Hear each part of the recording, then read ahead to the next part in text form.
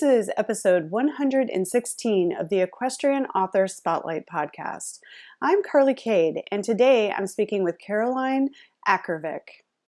Caroline has always been a voracious reader of most any genre. Blessed with a wonderful husband and 3 amazing grown children, Caroline grew up fox hunting in the Maryland countryside and then rode and trained to the Grand Prix level of dressage. Now, a school librarian, she remains an animal lover and believes that libraries are among the most magical of places. Her writings reflect the eclectic nature of her life and reading taste, and her books include sweet romances, horse stories, and even science fiction. Caroline seeks to write from the heart, to transport her readers, and to give wings to their imaginations. Settle up for a conversation about what it's like to compete at the Grand Prix level in dressage, horses as works of art, and how we can do right by our aging horses. Now, let's get into the interview. Welcome to the Equestrian Author Spotlight podcast, a podcast featuring interviews with equestrian authors who love all things horses and writing about them. In each episode, you'll hear inspirational stories from horsebook authors, including writing advice and marketing tips to help you write your very own horsebook. If you're an author, aspire to be an author, or simply love horsebooks, then you are in the right place. I'm your host, Carly Cade, and creative writing makes my spurs jingle. Hi, everyone. Welcome to the Equestrian Author Spotlight podcast. I'm Carly Cade, and today I have guest Caroline Akervik on the show with me. Hi, Caroline. Welcome. Hi, Carly. Good to be here. I am excited to have you. We're going to talk about horse books. We're going to talk about writing about horses, and I'm very excited to talk to you because you have competed through the Grand Prix level of dressage. So you've got probably some great stories to share with listeners today. But as listeners know, and if you're new to the show, welcome. I always love to kick these conversations off with is asking the most important question. How have horses touched your life, Caroline? Well, to be honest, I think I started riding almost before I could walk. I know my mother rode fully through her pregnancy with me. And within 6 months, I think we were on ponies and lead line classes and things like that. So I grew up on a horse farm. We grew up with horses. We trained horses. We competed horses until I was in my mid-30s. So horses were always just fundamental to our lives. Lucky girl. I mean, I can't imagine how many people wish they had come out of the womb sitting on a horse and growing up on a horse farm. That's amazing. And you shared with me and you sent over some really incredible pictures that I'll include in your show notes of you with your competition horses. Talk to us about how competing or achieving the Grand Prix level of dressage was, or is that also a family practice? Yeah. My mom was national champion at the Grand Prix level on her horse, New Lady Killer, and she was also on the World Championship team, and she was the first U.S. rep to the World Cup. So yes, grew up with horses. But to be honest, she grew up with fox hunters and show jumpers, as did I. We grew up fox hunting in the Maryland countryside, and it was just ponies for fun. We rode all day. My sister and I went out on our ponies and rode through the cornfields to the farmer's dismay, and that's what we did. We jumped the coops. We did we just grew up around the horses. At about 12 or 13, switched over to dressage. And the reason switched over to dressage just was because that's what was around us. Those were the horses that we had. And also at that point, we'd taken some tumbles. Both of us had, my sister and I. And so switched over to dressage, which is very different in terms of a discipline from, growing up pony clubbing and fox hunting. But you love horses, so it really doesn't matter what you're riding, what the discipline is. It's just being with the horse. And what's really awesome about riding is that relationship that you have with the horse, that moment kind of when you like blend with them, when you're like part of them. And so it really doesn't matter. It didn't matter to me so much what sport I was doing. So when I was about 15 or 16, there were the North American Young Rider Championships. And so we got into showing FEI pretty young. And we had moved to Florida, so we were showing on the Florida circuit. And I think at 16 or 17, we started showing the North American Young Rider Championships. And one of my favorite memories was showing for Region 3 in Montreal, because it was just, if as a rider, it's not really so much a team sport, it's very much an individual sport. So having that experience of riding with friends and competing with friends and representing your country was a really big deal for us. We had an awesome time. And also it was in Montreal, which is awesome. So Mhm. that was neat. But then continued to compete and show horses because that was our business. And there was a young stallion who we had. His name was Banjo, and we'd had him from the time he was 3. He was a Dutch warm blood. And, there's certain horses in your life with whom you have a very special connection.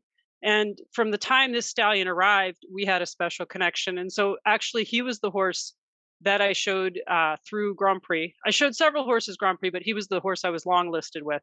And he was the horse, they're like landmark horses, or horses that are so much a part of you that you can just close your eyes and imagine how it feels to sit on them. Mhm. And that was Banjo for me.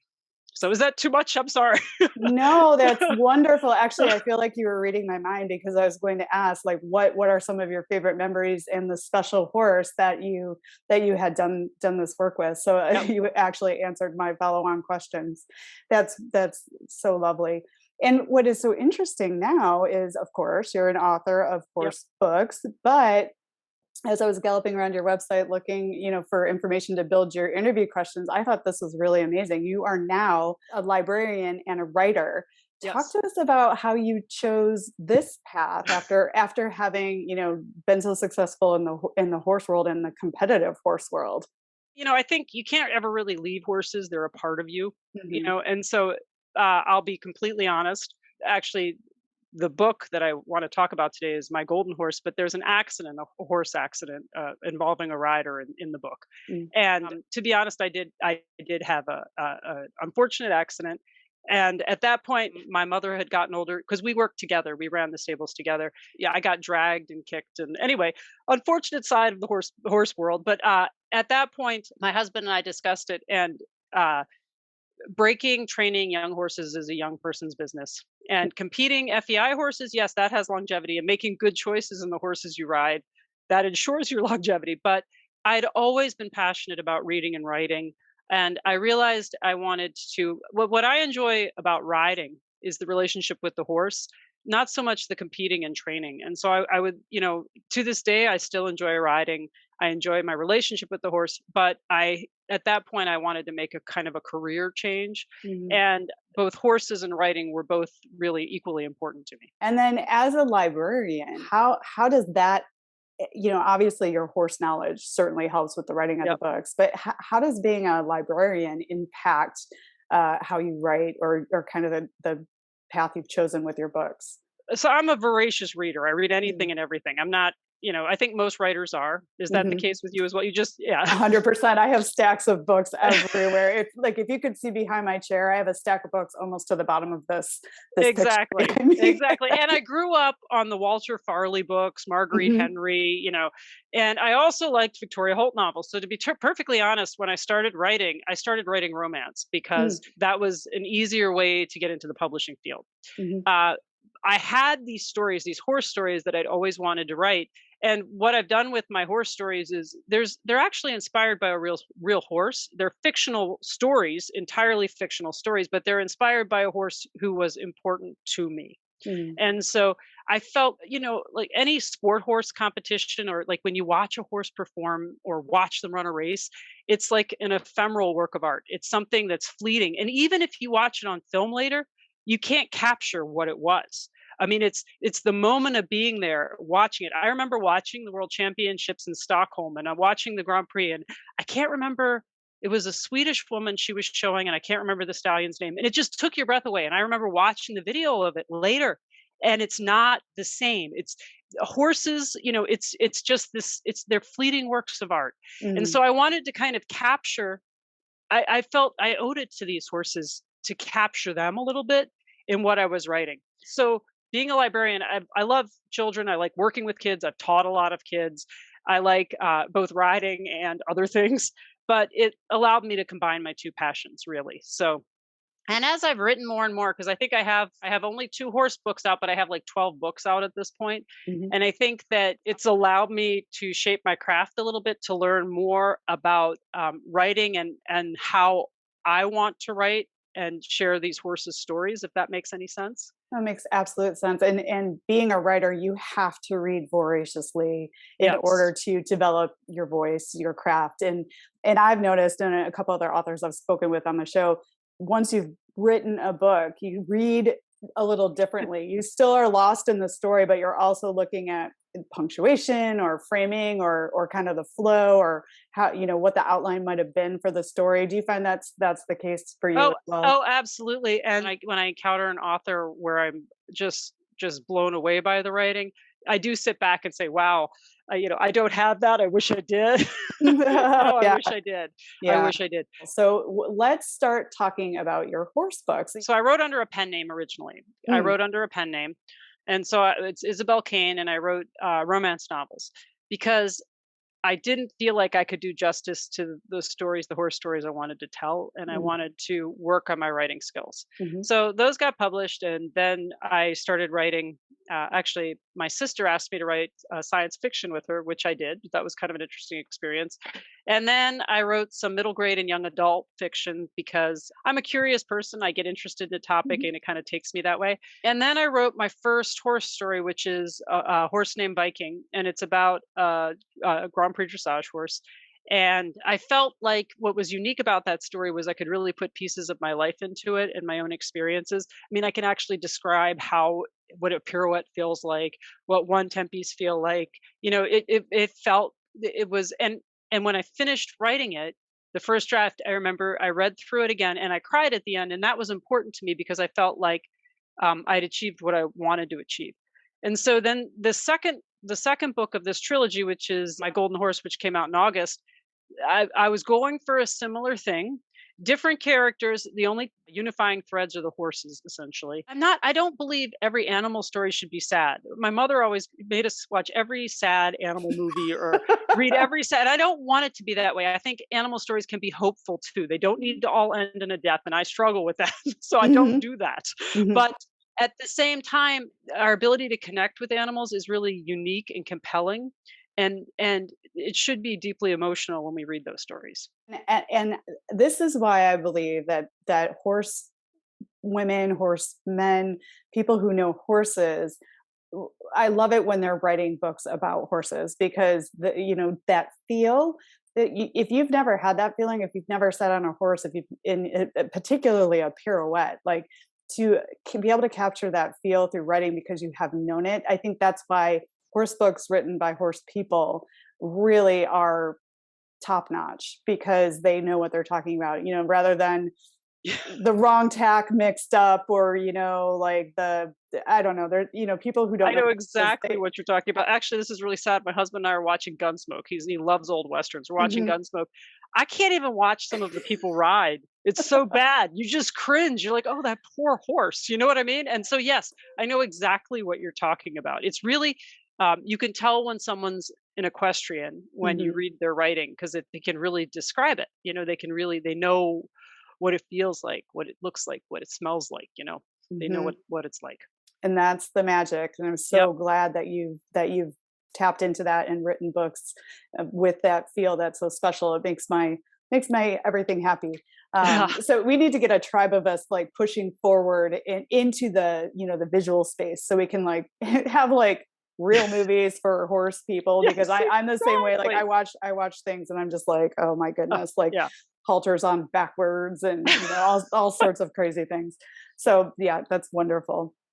And I love how you said you were practicing writing stories which were published and you were working with romance books and Yep, to enable you to truly tell the stories of your heart which yep. involve the horses. That's lovely. And that's how we do get stronger. We practice, we write, we just keep trying things and then we can really do a great job with what's like on our hearts. So that's really special.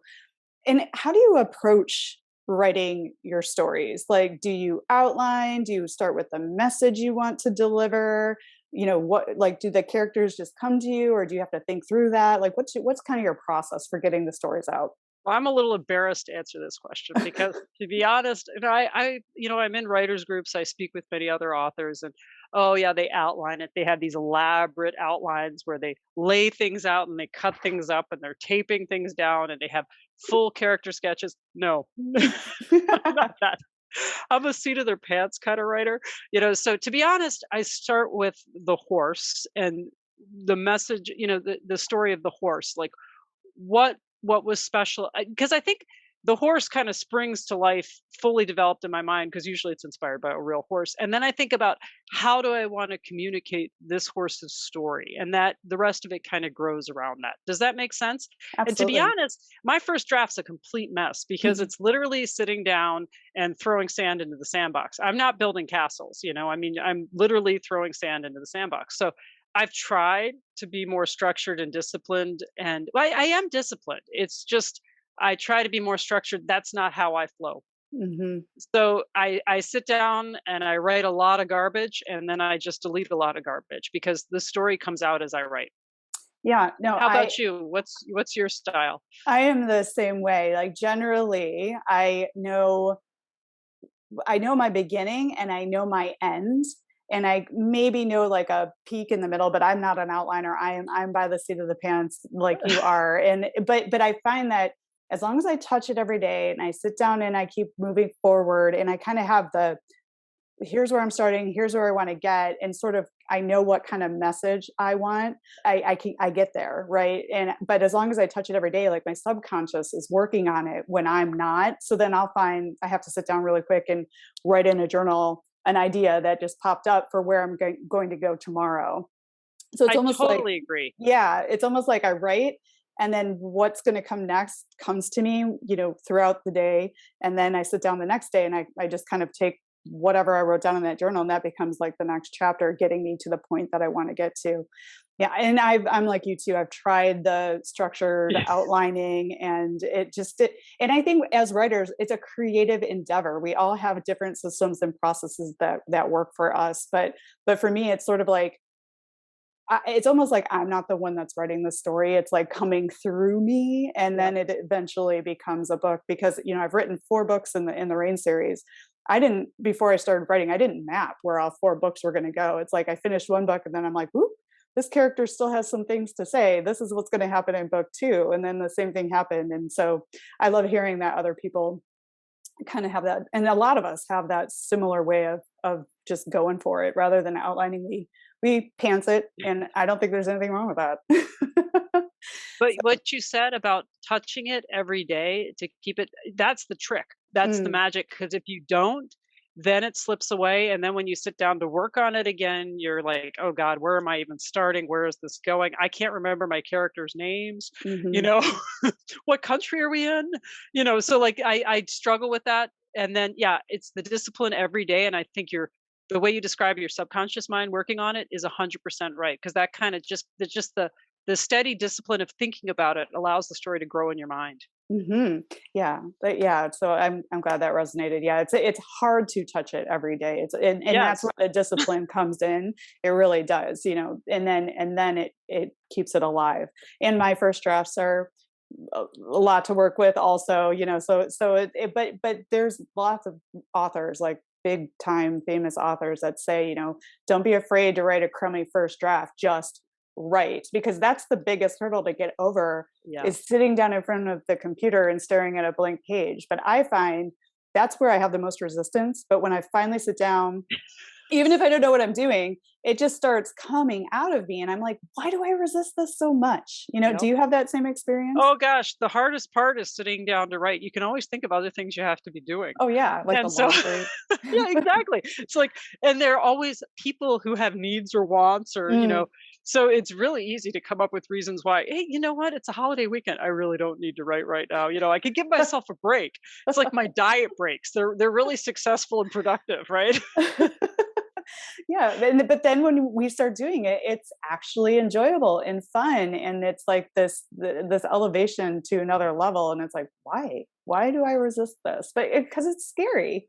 It really, it can be scary, but it's also so fulfilling. So I don't know. I It's do think it's kind of like riding sometimes though. Like, you very okay, think about the times when you really are kind of like one with a horse, and that's few and far between, right? Like you Mhm. have those moments when you all are like functioning as one being, and those are really the magical moments of riding. Writing's kind of the same. When it becomes kind of just like this outpouring rather than, oh, forced, what does this person say next? And they're just brief flashes, maybe like once in a 3-month period, you have that half hour where you're just rocking it, the Mhm. story's coming out. It's kind of that. It's being able to lose yourself in the story. So I do think it's kind of a similar, cognitive experience. Totally. And the similarity too is sometimes for us, for people who are blessed to have horses, I have a million other things I have to do. Do I have time to fit in a ride? And then you go out and you Oh, ride and you're like, why did, why? Why do I resist it? I have access to these beautiful animals and a beautiful place, thinking of all the other things I should be doing. It just get in the saddle. It's like yep, kind of the same thing. It's like, exactly. yeah. That's so interesting. I love I love having these kind of conversations.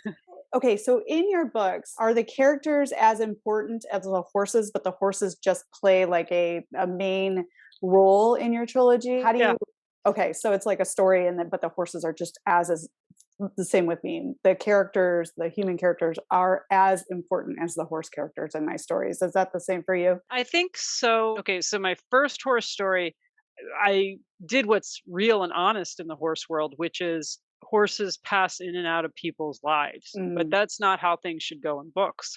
And that is some criticism that I received afterwards, that people wanted closure with some of the characters.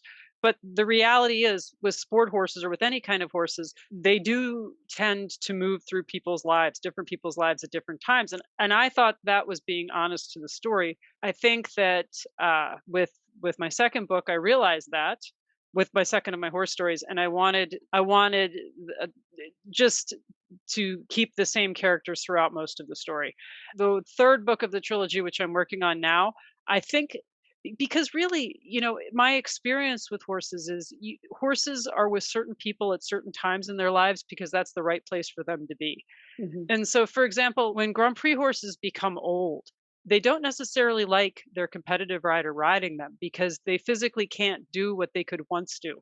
And so they prefer to teach. I know this sounds like you're going to think I'm totally goofy hearing this, but like old schoolmasters, old show jumpers, they tend to go better for younger, less experienced riders when they're kind of past their prime, because the more sophisticated riders will want them to feel the way they had when they were younger. Does that make sense? that makes tons of sense. Yes, And absolutely. so I also think, and you're you're gonna think I'm goofy, but uh, really well trained, upper level horses like to teach. Many of them like to teach, Mhm. and having that ability to share what they know. And I know I'm anthropomorphizing a lot, but yes, schoolmasters do like to teach. Some do. Then I think it's the right thing for those schoolmasters to go to the younger riders, the newer Mhm. riders, or the less advanced riders.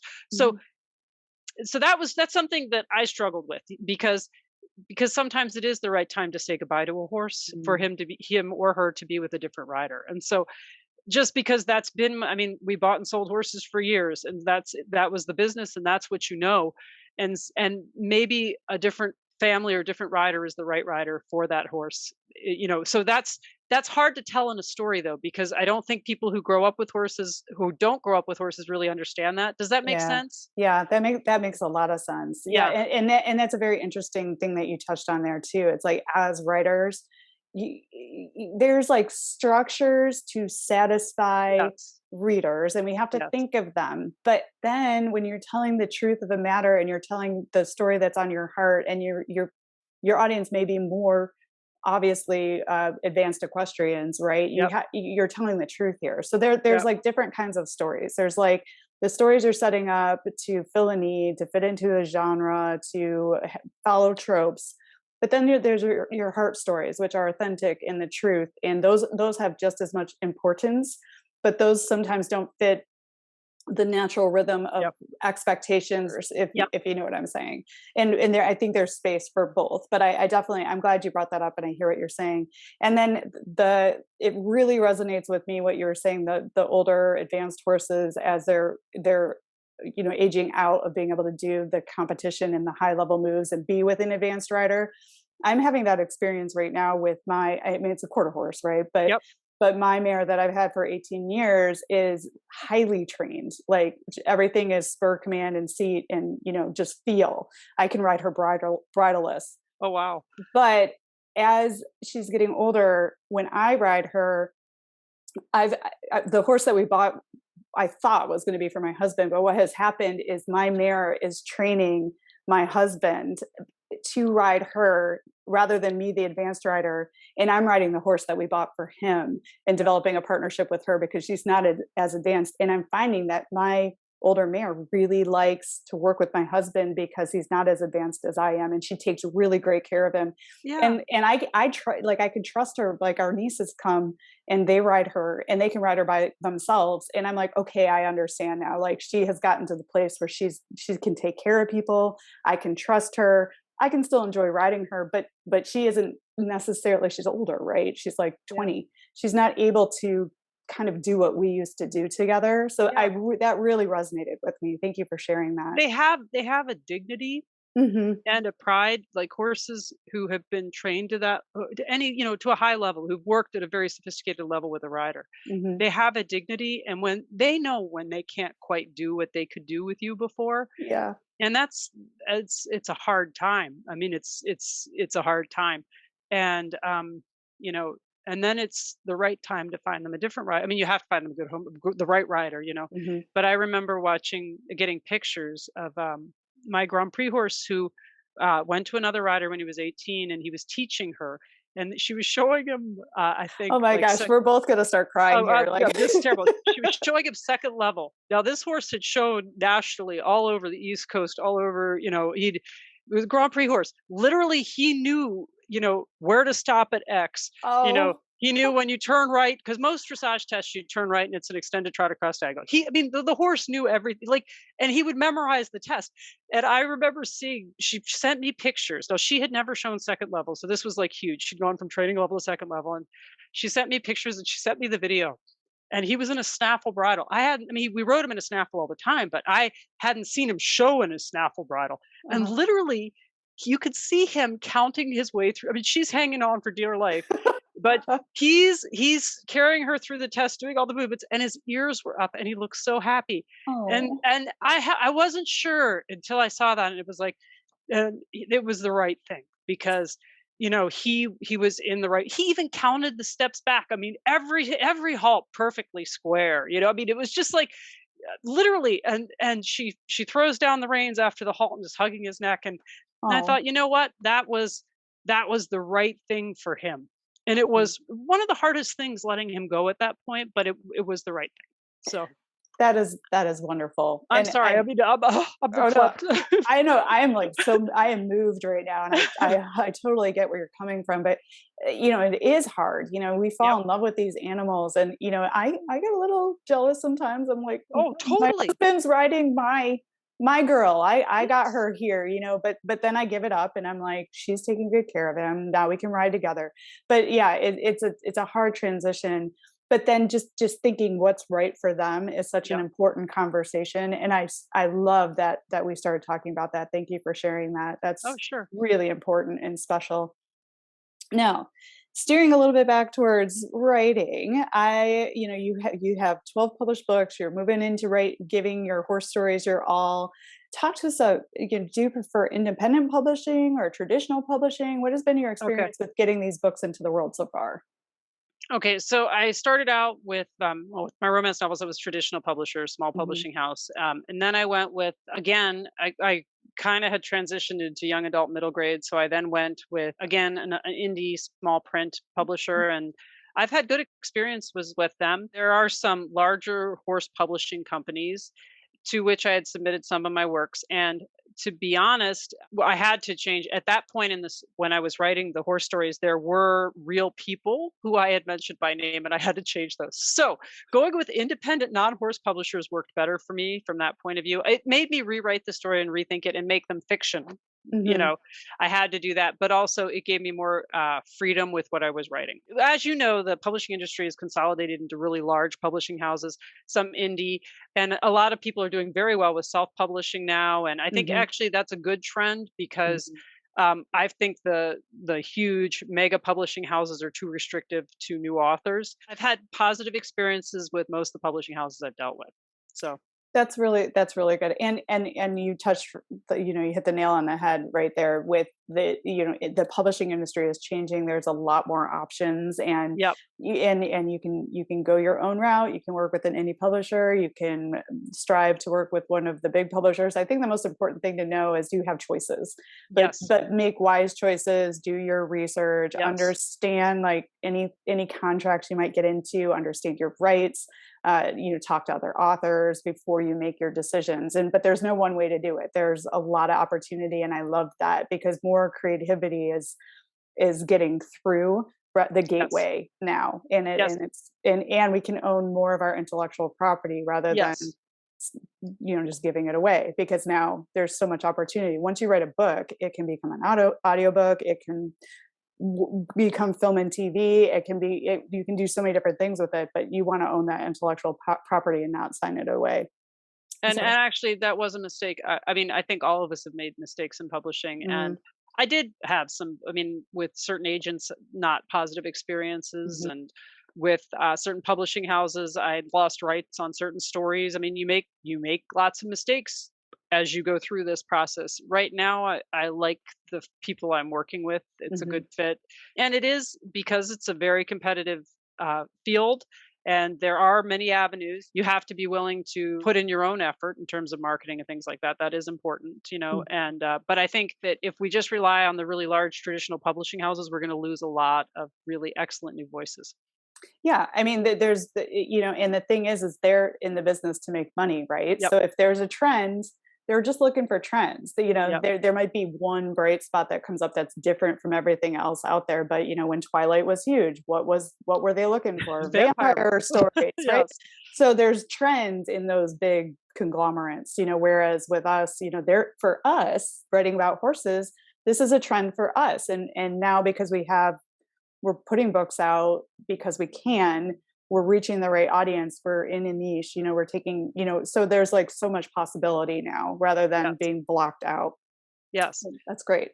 Well, the other thing that's been striking to me is you do hear from people. Like I hear Mhm. from when you put a book out there, to be honest, I've heard from people who I hadn't heard from trainers and riders in 30 years, and that meant a lot to me, and hearing from people who maybe I didn't know who had similar relationships or experiences with horses. Mhm. And that resonates with me that people Yeah. have those experiences. Yeah. Yeah, that means so much. I mean, the relationships that you can create through your words and people who reach out and say, "Yeah, this resonates with me," or just the partnerships like here, you and I getting to know each other. I mean, there's so much possibility from being brave enough to put your words into the world and keep at it and sit in the seat every day. Yeah. That being said, how are you reaching the readers of your horse books? Like, how are you getting the word out about your books? Obviously, being here today Yes. is one way, but how else are you Um, reaching them? well, to be honest, I was very well connected in the horse world, in the Mm, dressage world many years ago. I'd also written some articles for like Practical Horseman, Chronicle of the Horse. I'd started with writing articles. So yes, that was my initial approach. Uh, bloggers, influencers, that's people like you, people who are willing to go out there and put podcasts. People, I love podcasts. I'm a junkie, to be perfectly honest. And so, I mean, that's what I do when I'm cleaning my house or doing oh yeah. dishes or cooking. I mean, that's what it is. So I think there are all these neat ways to hear good stories and hear from people and hear about their experiences now. So I Hmm. think you just have to embrace the trends. And I think there are some really great opportunities like this one out and available now. So Yeah. And it's like you said, you have to kind of dig in and see what the opportunities are. And you don't have to do everything. Yep. Just do the things that you feel comfortable doing. Like you're an excellent podcast guest. You're well spoken. Your thoughts are very organized. It's just a very, very nice conversation. But not everybody's comfortable doing a podcast. So for them, there's other avenues, right? Like Oh yeah. for me, I love doing the podcast. I really like making videos. I don't know why, but I do. So that's like a big part of my marketing. But there's all sorts of different things to try. And it's like you said with publishing, like as an author, you're going to make mistakes, Yep. but just try it anyway. And, I didn't like doing that, or I don't like that channel, or I did a podcast interview, I'm not comfortable, and then also now that we can, getting out and meeting people is like, Yeah. again, like doing book events or going to conferences and talking to other authors is a great way to kind of get the word out as well, so. So I'll be honest here. Uh, my children feel strongly I need to try TikTok, and that's so far out of my comfort zone. So I had done book trailers for some of my earlier books, and I don't know. Have you tried book trailers? I mean, how do you feel about it? I see, like I said, I like making videos. So Okay. I make my own book trailers. Like I love picking the music and I love picking the imagery. And I use the person who does my audiobooks to create like the book trailer narration. And I Okay. use her voice. So I like it just because I like making them. It's like, to me, Okay. it's like a mini movie. Now, Okay. it's one piece of the puzzle. Does it sell a ton of books? I'm not really sure, but it gives me a great piece of content to work with, Oh on yeah. social media. And then like with the TikTok stuff, like for me, I've kind of thrown up the brakes. I know it's a really cool platform. A lot of authors are having success there, but I already have a lot of platforms. Do I Oh really yeah. want to add another one? Do I have the time to add another platform? If I were to add TikTok, am I going to take something else that I'm doing that's been successful away? I mean, that's the thing. You can get so many things going that you're not paying attention to any of them. And then, it's So just, true. it's out there floating. So I try to be careful about choosing what I do. And then when I create a piece of content, I try to repurpose that, not the same post on every channel, but like repurpose it with a different angle for Instagram, a different angle for Facebook, a little bit of a different angle for Twitter, so I don't know. It's like, you got to be careful because I like to say the author career is like, you start out with a piece of chewed gum.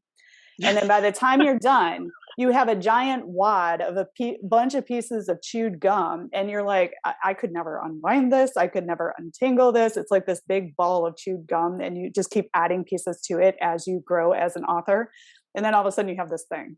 So, before you add another piece of chewed gum, consider, do you have the time for that Yep. piece of chewed gum? See, I have to Gross. go.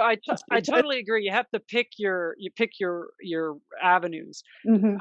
I do know that I need to become more visually oriented. Okay. Mm. And it's one of the reasons I struggle with reading graphic novels because, at my age, honestly, we had comic books, we didn't have graphic novels. And like the visual verbal piece combined is a little more challenging for me to process, Mm. much less create. I know I just have to get out of my dinosaur mind and be more open to being visual.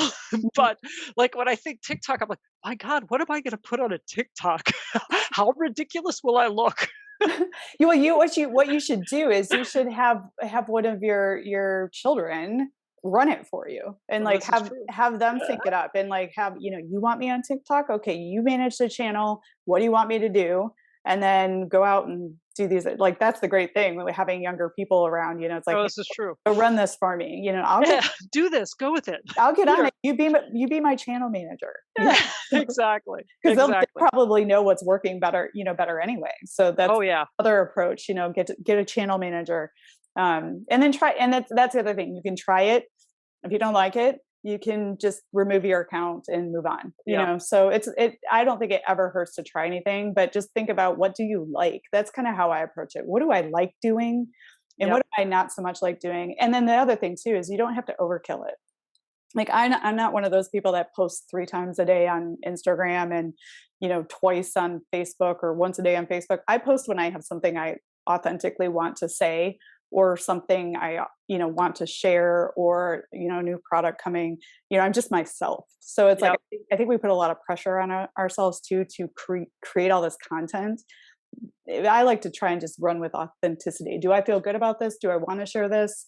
Or am I doing it because I feel like I have to? If you take the have to out of it, it becomes a lot more enjoyable. Well, I think that's something I could learn from you. Thank you for sharing that. That's very, very helpful because I view promoting as kind of a have to. I Hmm. have to get to see it as I want to and as an opportunity. So that's actually a very refreshing viewpoint. Oh, cool. I'm glad that resonated. Yeah, I just had felt so much pressure at the beginning, and then I'm Yeah. like, okay, wait a minute. Why am I doing this to myself? This is supposed to be fun. It's about the writing of the book. Like where's all this other stuff coming from? So you just kind of have to make it, feel good for you, right? And not worry about the pressure of it. So that's awesome. So, I love to ask these two questions because every author has a little bit of a different view.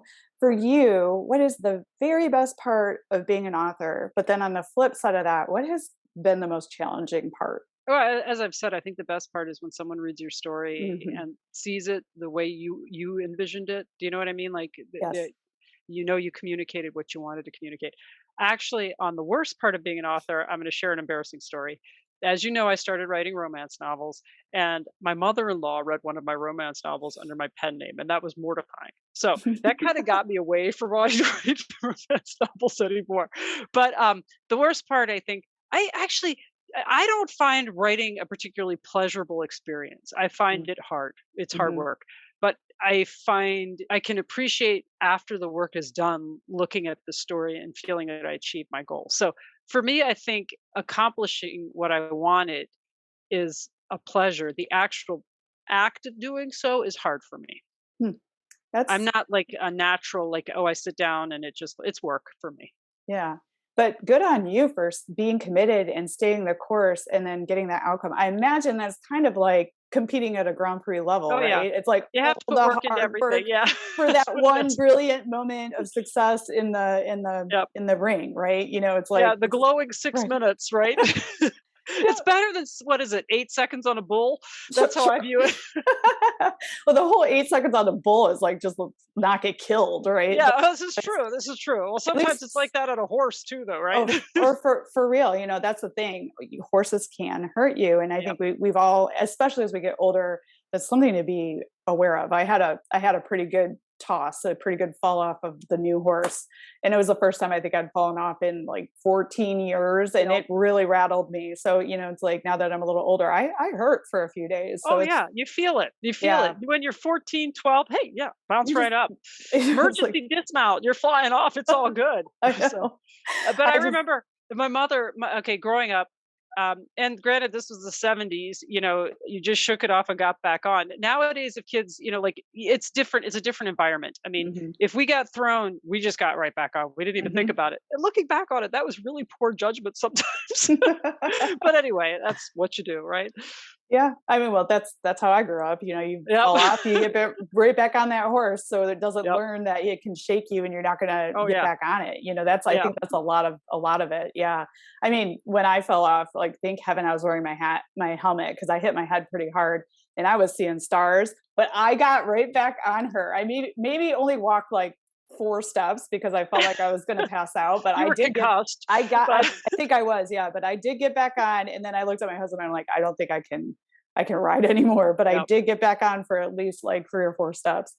So I don't know. That was probably not wise, but that's what I knew, right? Yes. Um, so, what advice would you give to someone who wants to achieve his or her dreams, like writing a book, competing at the Grand Prix level, starting a business? Like, what would be your advice to someone who wanted to achieve their dream? I think it's really all about perseverance. I mean, Mhm. it's not you're not going to have it's what is it? You won't have inspiration without perspiration, and you're not going to have those ephemeral moments. Those are maybe a couple in a lifetime. It's the daily grind of putting in the work that allows you to achieve your dream. And the truth is, we talked about a dressage test is 6 to 7 minutes long, even at the Grand Prix, and that's for a horse. They're getting there at 10 or 11, and as a rider, you're spending a decade or 15 to 20 years learning to ride those moves. I mean, so it's like I think dressage or any other riding discipline, or to be honest, many sports, that it's what is it, the 10,000 hour rule? You have Mm, to put in those 10,000 hours to become an expert at anything. mhm. And people who play musical instruments, it's all the same. You have to be willing to put in the work in order to persevere, or unless you're just a natural born genius, and God bless you and all the success in the world. But there are few; those are few and far between. Absolutely. Great, great advice. Yes. Persistence, patience and Yep. persistence is the key. Yes. Yeah, absolutely. And then I always like to check in on this too. Have you like watched or read or seen anything lately that has really inspired you that Oh you yeah. might want to share? Oh, let's hear it. Oh yeah. Okay. So okay, I am a voracious reader. I'm on Goodreads and I track myself, and I think I have a 100 book challenge this year. Oh So wow. my mother and I always talk about horses. And as a kid, we would go to the racetrack and watch. I lived right by a half-mile racetrack in Maryland, and we'd go in the morning to watch the horses gallop. So I've always been a horse racing fan. And one of my favorite horses was Zenyatta. Do you know Zenyatta? Okay, Mm-hmm. she's spectacular, unbelievable. So she had a half sister who raced in Australia named Winx, and also by the same sire. And there's a book called Winx that I just read that is absolutely incredible, because I was just a huge Zenyatta fan. I just loved her, absolutely thought she was spectacular. Did not know about her Australian sister and how unbelievable she was. And that's a story. It's also a story about the horse people with who impacted this horse, and the horse industry in Australia, the racing industry. Fabulous book. I could see it as a movie. Oh, thank you for that So it's really recommendation. good. It's a long read. It's a long read. I'll be honest with you, but it's spectacular. And um, I just, to be honest, it was again my mother and I always talk horses. It was her recommendation, and I loved Zenyatta, and I didn't think I could emotionally invest in another racing mare. And all of a sudden, I'm just sold on this horse, and I'm just there with her. So are you a horse racing fan also? Yeah, I watch it, but Okay, I'm probably more like a Triple Crown. okay, I show up for the Triple Crown and I kind of okay. follow what's going on. We do have a racetrack here. I've visited occasionally, but yeah, I follow, but I'm not like super plugged in. Like I don't look at Oh, we're pedigree. junkies. We're like bloodlines, everything Yeah, goes back to native dancer. And if there's yeah. a racetrack in town, it's not the betting part of it. It's usually a competition who has the best eye for a good shoulder and a good hind end. And, Hmm. it's like, and honestly, when I go to the track with my family, with my husband, I generally win. So just say it. That's awesome. Yeah, I that's don't very bet cool. much, but I pick the good horse. So, a good hind leg, a good shoulder by the time. And if you see them all lathered up going up to the line, they've already blown what they're going to do in the short race. So, Mhm. anyway. So, yes, love horse racing. It's fabulous. Oh, And this is an excellent book about horse racing. excellent. Thank you for the recommendation. Yeah. Definitely, I'll link to that in the show notes so people can get to that along with obviously your books. And so, you mentioned your horse book series is going to be a trilogy at least. Yes. So, in that you're working on the third book now. But what are you curious about? Like, what's next, Caroline? Well, like, what are you doing? What are you up to? Do you mean in terms of writing? In terms of writing, in terms of, I'd like to adventure this way, or maybe another book project down the line. And it's open ended. Let's see. Well, I'm kind of an empty nester now, so that's a difference. So, all of my kids are either gone or at college. So my husband and I are trying to get used to the two of us doing things together at this point, which is quite a change. We did our first vacation together, just the two of us this summer. We went to Lake Louise. That was exciting. That was beautiful. Yeah, so that's different. It's having time to do things again. That's Hmm. very different. So no, like in terms of writing, I feel like there are a lot of stories I want to write. I feel like I have the idea for these stories, and I need the time to write them. So actually, there is another horse story I want to tell that is after this one, and it's not even a horse I knew, but like it was interesting. People will come up to me and tell me about horses that were really important to them, and sometimes you're like, oh God, I got to write that story. I mean, Hmm. that's just, and so yeah, there are a couple stories I want to write. I have this one due, I think, the end of next year, this third book, and then I have to keep going on my horse stories. So anyway. That's awesome. Yeah, I have so many ideas that bubble up too. But I always make sure to write them down so Oh they don't yes, they the don't Notebook. leave me. Yeah, the Yep. notebook is so important. Yeah. So this has been such a fun conversation. I've Oh yeah. so enjoyed having you on the show. Would you let listeners know where they can find more information about you and your books? Yes, Um, absolutely. I'm on Facebook under Caroline. Well, I think it's under A Horse Named Viking, which mhm. was my first story, and then I'm also on Twitter under, I believe, Kakervik, Cakervik, and then I also have a blog spot. So, Your book is but books are available anywhere books are sold. yes, yes, Amazon, Barnes and Noble, Smashwords, anywhere. Yes. Okay. I don't think they've been made into audiobooks yet though. That's really intriguing. I'd like to go that way because I'm a huge fan of audiobooks. Yeah, there's an episode on this podcast all about audiobook production and things to consider. Okay. It's with Brett Wilson. It's maybe 5 episodes back. You might want to check Okay, that one I'll out if definitely you're check that exploring out. that. Because what's exciting is that's a new channel, and a lot of people that listen to audiobooks are kind of like how you listen to podcasts. They're doing that while they're doing other things, and a lot of those people don't cross over because they don't have True. the time to read books. So it's a whole new audience you could be opening up by having audiobooks available. And a lot of the conversations are that are out there right now is like the future is going to be through our ears and I audio. totally agree. Yeah. So that's something, especially with the Alexas popping up all over the place. I mean, a book can be going as you're moving around through the house, It's but true, it's true, and I'm an addict now, I had no idea, like, it's Mhm. just so exciting, and actually, I enjoy the voices too, the Mhm. craftsmanship of the artistry of Yeah. the people reading the stories, so Yeah. Definitely something to explore. You could put that on your checklist too. There you yep, go. that's So on my list, yes, that and the TikTok, no. you know, no, you're going to have an account manager for TikTok with one of your Yes, daughters. yes. So thank you so much for the Oh, gift yeah, of your time. And it was so nice meeting you. I it was look lovely forward to meeting you staying as well. connected, and thank you for coming on the show. Thank you, it was thoroughly delightful, and I had so much fun talking with you today. Thanks for joining us this week on the Equestrian Author Spotlight podcast. I hope you enjoy these Q&A sessions with wonderful equine authors who love all things horses and riding, just like me. Visit my website, carlycadecreative.com, where you can read the show notes, and make sure you never miss a show by clicking the subscribe button now. This podcast is made possible by listeners like you. Thank you so much for your support.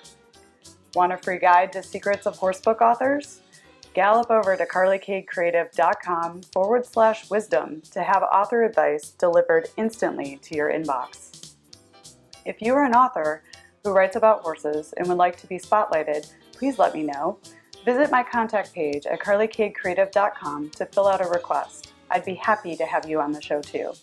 Thank you for tuning in to the Equestrian Author Spotlight podcast. See you next time. I'm your host, Carly Cade. Creative writing makes my spurs jingle.